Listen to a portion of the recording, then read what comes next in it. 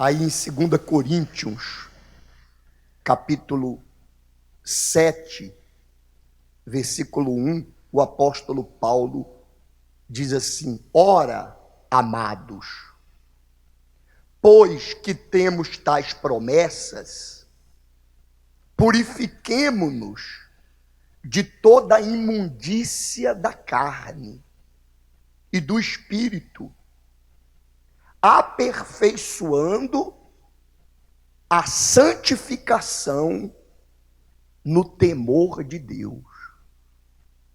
Quando se fala de aperfeiçoar, a maioria das pessoas que tem professado a fé no Senhor Jesus, frequentando as igrejas inclusive, elas pensam em aperfeiçoar a vida delas nesse mundo. Aperfeiçoar o casamento, aperfeiçoar a família, aperfeiçoar a saúde, aperfeiçoar a vida financeira. Elas pensam em Deus em termos de felicidade. Elas buscam felicidade, não santidade. Elas buscam satisfação. As pessoas querem satisfazer os seus desejos, os seus sonhos, realizar os seus sonhos pessoais. Elas pensam em termos de satisfação, mas não em termos de santificação. Mas é aí que as pessoas erram, porque para Deus a verdadeira alegria, a verdadeira realização, o verdadeiro aperfeiçoamento que Ele quer fazer na sua vida, só acontece através da sua santificação. De você se santificar a Ele. A palavra santo quer dizer separado para Deus, marcado para Deus. A essência de Deus, ao contrário do que o mundo prega, não é o amor, é a santidade. A essência de Deus é a sua santidade, porque amor sem santidade vira profanação. E é o que nós temos assistido, tristemente, lamentavelmente, é o que nós temos assistido nesses últimos dias. As pessoas, em nome do amor de Deus, viver uma vida cheia de libertinagem, de pecados, aonde prega-se que Deus é amor. Não, mas Deus é amor, como quem diz assim: Deus aceita tudo. Deus lhe aceita do jeito que você é. Não, Jesus disse: vinde como estais. Deus lhe aceita da maneira que você vem. Mas você não permanece do mesmo jeito que veio, quando você tem um encontro com Ele. Porque o seu relacionamento com Deus provoca uma mudança na sua vida. Provoca uma ruptura entre você e esse mundo, e os costumes desse mundo, e as tradições desse mundo. Não tem como você querer servir a Deus e viver da mesma maneira que você vivia antes, ou da mesma maneira que as pessoas têm vivido aí nesse mundo. O aperfeiçoamento para Deus exige a santidade, uma vida de separação. E só para você ter uma ideia do significado disso, leia o livro de Levíticos. Eu estou meditando no livro de Levíticos. O livro de Levíticos fala justamente de santidade. É um livro dedicado aos sacerdotes, aos levitas e aos sacerdotes que tinham a sua vida dedicada a servir a Deus. Dá uma lidinha, dá uma meditada no livro de Levíticos, que você vai ver o significado de uma vida de santidade. Os levitas, eles eram separados desde o seu nascimento para servir a Deus. E dentre os levitas eram consagrados os sacerdotes. Todos os sacerdotes eram levitas. Nem todos os levitas eram sacerdotes, mas todo sacerdote era levita. Mas todo levita, ainda que não fosse sacerdote, ele trabalhava auxiliando o sacerdote. Ele estava envolvido com as coisas de Deus o tempo todo. E o sacerdote, era Deus quem determinava, desde a roupa que ele vestia, até a comida que ele comia, e os relacionamentos que ele tinha. Até com quem o sacerdote ia casar, era determinado por Deus. Tinha que passar pela aprovação de Deus, até o casamento do sacerdote. A esposa dele tinha que ser aprovada por Deus. Ele não podia casar com qualquer mulher. A roupa dele tinha que ser pura. A roupa do sacerdote tinha que mostrar santidade. Ele tinha que mostrar a santidade a Deus até na sua maneira de se vestir. Até nas coisas que ele comia. Ele não podia comer o que todo mundo come. Ele não podia fazer o que todo mundo faz. Para o povo de Israel existiam as coisas santas, que eram para Deus, que ninguém podia tocar. Então, por exemplo, tinham o dia que era santo, tinha as ofertas que eram santas, os dízimos eram santos, eles tinham que separar a 10ª parte, era santo, era consagrado ao Senhor. Então, o que era de Deus, eles não podiam tocar. Tinha as coisas comuns, que todo mundo podia usar, que eram puras. E tinham as coisas imundas, que eles não podiam sequer se aproximar, que eles não podiam sequer tocar. Eles tinham que seguir com todos aqueles cuidados para preservar a própria vida. Tinha um lugar que era santo. O santo dos santos, só o sacerdote podia entrar. E se ele tivesse em pecado, ele morria lá dentro. Ele carregava na sua testa uma placa de ouro escrito santidade ao Senhor. Estava escrito na testa do sacerdote, santidade ao Senhor. E ele tinha que fazer valer aquela escrita. Ele tinha que viver uma vida que refletisse aquilo que estava escrito na testa dele, que todo mundo via na testa dele, que ele foi separado para Deus. Eles passavam por um ritual que envolvia lavar o corpo com água, ungir a cabeça com óleo e marcar com sangue. Eles eram lavados com água, ungidos com óleo e marcados com sangue. Depois você lê lá Êxodo 28 e Levíticos capítulo 8 também. Quando Jesus veio, ele rasgou o véu. E hoje, nós não precisamos de um sacerdote para ir à presença de Deus. O povo de Israel dependia de um sacerdote. Arão foi o primeiro sacerdote. O povo dependia de um sacerdote. Mas Jesus veio como sumo sacerdote, deu a vida dele na cruz, rasgou o véu e nos chamou, todos nós, a sermos sacerdotes. Deus nos convida, todos nós hoje, a sermos também um sacerdote. E viver em santidade também. Não no mesmo rigor da lei judaica, que os levitas tinham que seguir, porque existiam determinadas leis que Deus impôs para eles, até para protegê-los de doenças infecciosas, que na época não tinha o avanço da medicina que tem hoje. Então, quando Deus determinava, por exemplo, que eles não podiam tocar o corpo dos mortos, e outras exigências peculiares que Deus fazia, que você vê lá no livro de Levítico, com respeito à alimentação, à higiene pessoal, era uma maneira de protegê-los das doenças infecciosas, que na época matava em larga escala, porque não tinha tratamento médico.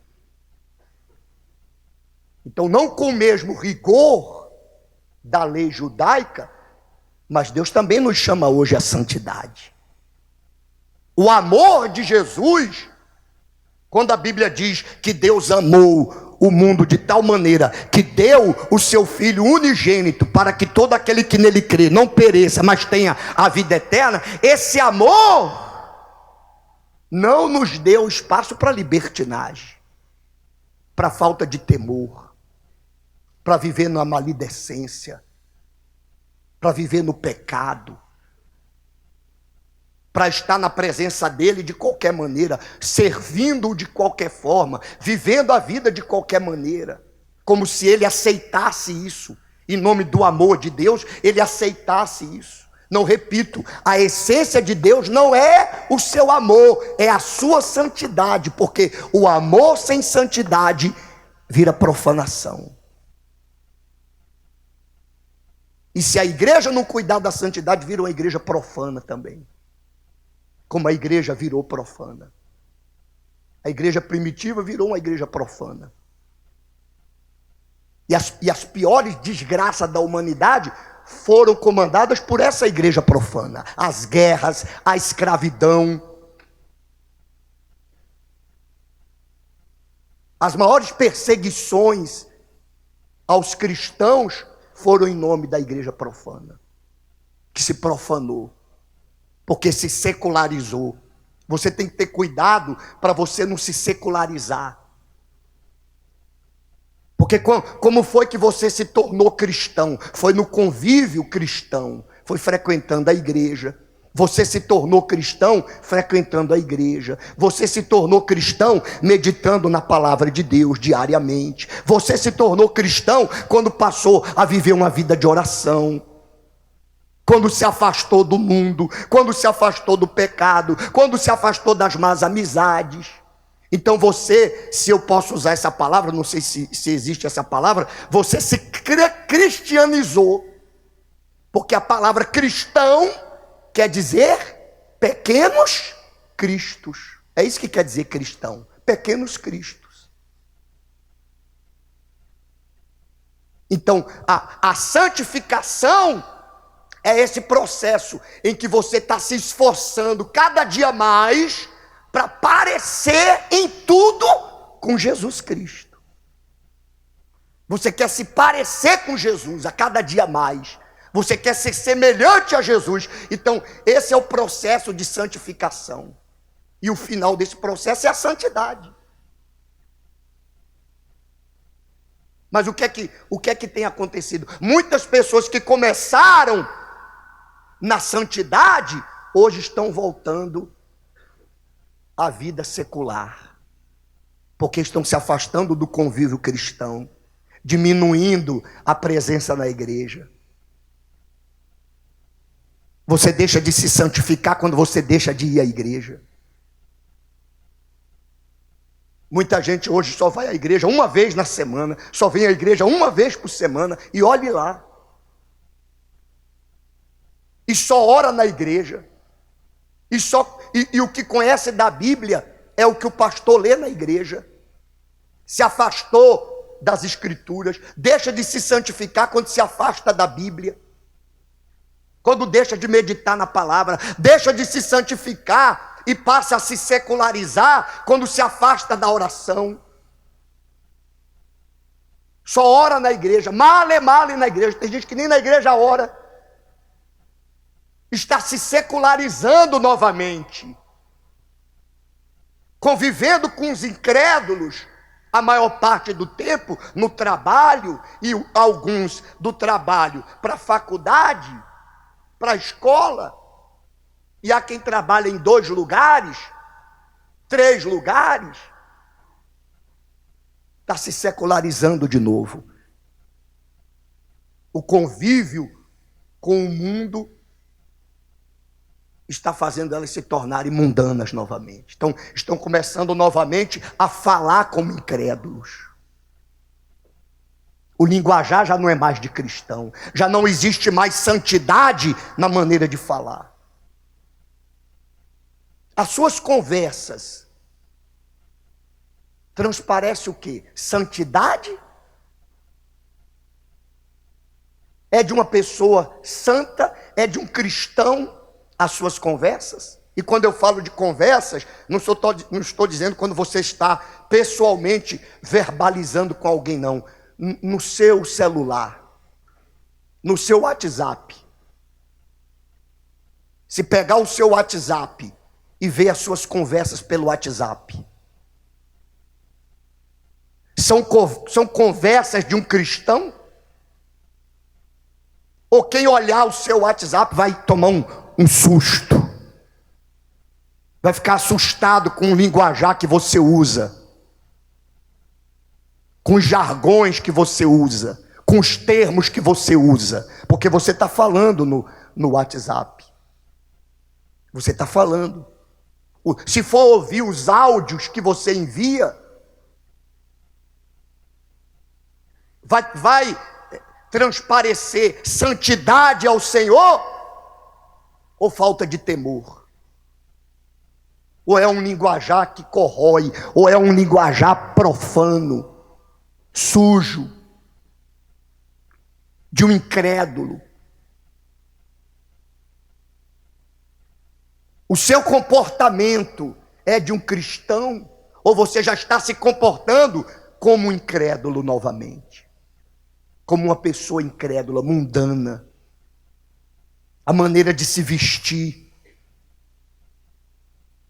as reações, os lugares que você frequenta, a sua aparência. Porque tem gente que já não tem mais nem a aparência de cristão. Porque quando a pessoa é nascida de Deus, ela exala tamanha santidade, ela exala tamanho compromisso com Deus, que até a fisionomia dela é diferente. Até a postura dela é diferente. As pessoas percebem algo diferente no olhar, no semblante, no comportamento da pessoa. Todo mundo percebe. E chegam a perguntar: vem cá, você é da igreja? Você é cristão? Você é evangélico, não é verdade? As pessoas perguntam porque é diferente. O linguajar é diferente, o comportamento é diferente, a postura é diferente, as roupas são diferentes. E não estou falando de roupas tradicionais que você tem que andar sempre com uma roupa social. Não, estou falando da maneira decente, da maneira temente de viver. Mas muitos já se secularizaram de tal maneira que nem parece mais. Que pelo contrário, se alguém do trabalho encontrar ela na igreja, vai se assustar. Se alguém do trabalho vier na igreja, por acaso, e se deparar com ela, vai olhar para ela e vai dizer: eu não acredito. É a fulana? É o ciclano? Ele é da igreja? Ela é da igreja? Não parece. Vai tomar um susto. Vai tomar um susto. Imagina, obreiro, obreira, se as pessoas que trabalham com você chegar na igreja e lhe encontrar de uniforme no salão. Elas vão se assustar? Ou elas vão apenas confirmar o que já estavam vendo em você? A diferença. Ou elas vão encontrar você e vão dizer assim: bem que eu notei que era diferente mesmo. Aliás, você mesmo já se denuncia. Não tem como as pessoas não saberem da sua fé, do seu compromisso com Deus, porque você acaba até falando de Jesus para as pessoas, até convidando as pessoas para vir para a igreja com você. Deus nos chama à santidade. Nós também somos, como sacerdotes do Deus Altíssimo hoje, temos que passar por esse processo de purificação. Deus lhe chamou para ser sacerdote. Lá em 1 Pedro, não precisa você abrir aí não, eu vou ler aqui para você. E vai aparecer ali também. 2 Pedro, 1 Pedro, capítulo 2. Coloque aí para nós lermos, versículo 9. Ele diz: mas vós sois a geração eleita, o sacerdócio real, a nação santa, o povo adquirido, para que anuncieis as virtudes daquele que vos chamou das trevas para a sua maravilhosa luz. Vós, que em outro tempo não eres povo, mas agora sois povo de Deus, que não tinhais alcançado misericórdia, mas agora alcançastes a misericórdia. Deus chama você para ser sacerdote. Mas tal e qual os sacerdotes tinham que viver uma vida de santidade, você também tem que viver. Uma vida separada para Deus. Uma vida santa para Deus. E lá em 1 Coríntios, agora você pode abrir aí, capítulo 6, deixa marcado aí 2 Coríntios, não saia daí não que a gente vai voltar aí, viu? Deixa aí 2 Coríntios marcado, no capítulo 6 de 1 Coríntios, no versículo 9, ele diz assim, olha, não sabeis que os injustos não hão de herdar o reino de Deus? Não erreis, nem os fornicadores, nem os idólatras, nem os adúlteros, nem os efeminados, nem os sodomitas, nem os ladrões, nem os avarentos, nem os bêbados, nem os maldizentes, nem os roubadores herdarão o reino de Deus. Se você quer ver a Deus, você tem que viver em santidade. Aliás, ele diz isso lá em Hebreus, capítulo 12, versículo 14. Segui a paz com todos e a santidade, sem a qual ninguém verá o Senhor. E é o que Paulo está alencando aqui, ó. Quem vive na libertinagem, quem vive no pecado, mesmo dentro da igreja, não está salvo. Não está salvo, pode estar dentro da igreja, mas não é a igreja. Pode estar frequentando o templo, mas não é o templo. Deus não quer que você venha ao templo, Deus quer que você seja o templo. Deus não habita na madeira, Deus não habita na alvenaria, no cimento. Deus não habita em templos feitos pelas mãos dos homens. Deus quer habitar no homem. No homem. Não é só você vir à igreja, ir à igreja. Deus quer que você seja a igreja. Você tem que ser a igreja no seu trabalho. Você tem que ser a igreja dentro da sua casa. Aonde você estiver, a igreja está. A igreja está em você. Porque o Espírito da igreja, que é o Espírito Santo, está dentro de você. Olha o nome do Espírito que Deus nos concedeu. Espírito Santo. O Espírito é santo. Como que eu vou ser o templo de um Espírito Santo se esse templo está contaminado pela sujeira do pecado, pelas mágoas, pela imoralidade, pelos vícios?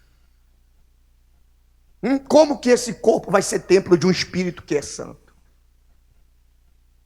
Então, sem santidade, ninguém vai ver a Deus. É o que Paulo está falando aqui. Então, você tem que se separar. A vida santa é uma vida separada para Deus. Lá em 2 Coríntios, daqui a pouco a gente volta aí. Vamos voltar lá em 2 Coríntios. No capítulo 6 também, nós lemos o 7, né? Volte no versículo 14 do capítulo 6 de 2 Coríntios. É uma exortação à separação, quer dizer, à santidade. não vos prendais a um jugo desigual com os infiéis. Porque que sociedade tem a justiça com a injustiça? E que comunhão tem a luz com as trevas? E que concórdia há entre Cristo e Belial? Ou que parte tem o fiel com o infiel? E que consenso tem o templo de Deus com os ídolos? Porque vós sois o templo do Deus vivente, como Deus disse: neles habitarei e entre eles andarei, e eu serei o seu Deus, e eles serão o meu povo. Por isso, sai do meio deles, e apartai-vos, diz o Senhor, e não toqueis nada imundo, e eu vos receberei, e eu serei para vós pai, e vós sereis para mim filhos e filhas, diz o Todo-Poderoso. E aí Paulo complementa, como nós lemos, que tendo nós essa promessa, devemos nos aperfeiçoar na santidade. Então se purifique, se separe, saia do mundo, se afaste do mundo. Se você estava se secularizando novamente, volte a ser cristão. Volte à oração, volte à meditação na palavra, volte ao fervor na busca, volte a frequentar os cultos como antes ou até melhor, volte à prática das primeiras obras. Não é o que ele diz lá em Apocalipse: vê pois aonde caíste, arrepende-te e volta à prática das primeiras obras. É aí que entra o batismo nas águas.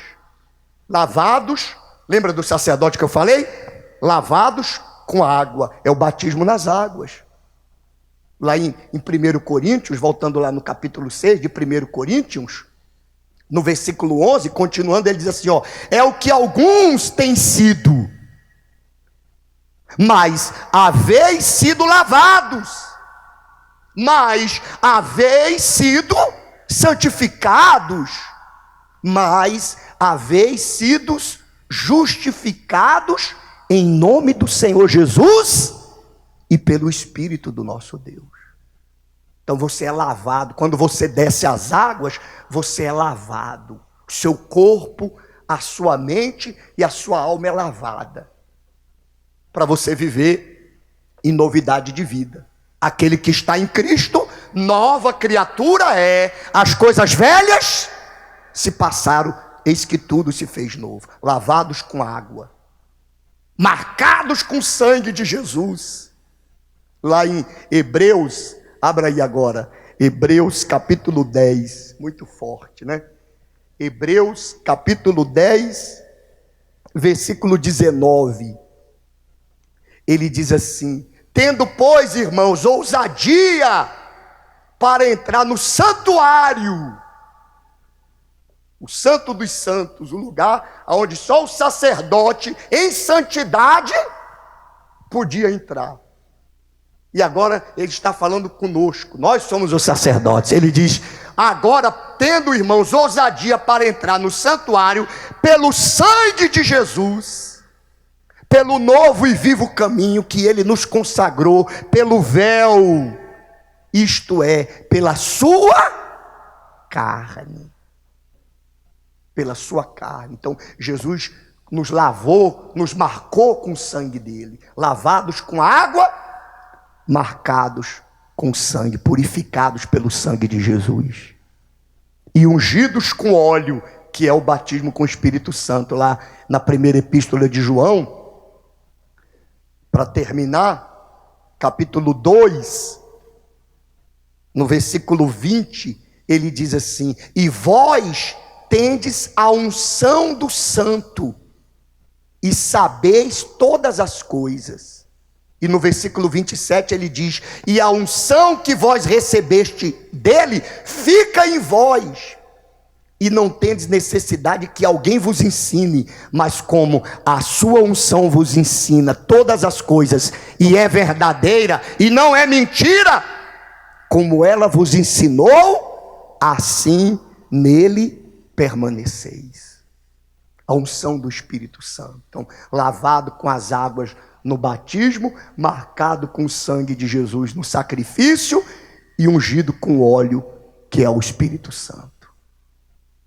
Para que você possa viver, como o apóstolo Pedro fala aí, no capítulo 1, versículo 15 e 16 de 1 Pedro, ele diz assim, mas como é santo aquele que vos chamou, sede vós também santo em toda a vossa maneira de viver, porque está escrito, sede santos, porque eu sou santo. Então Deus chama você à santidade. Deus está chamando você à santidade. Deus está chamando você à comunhão.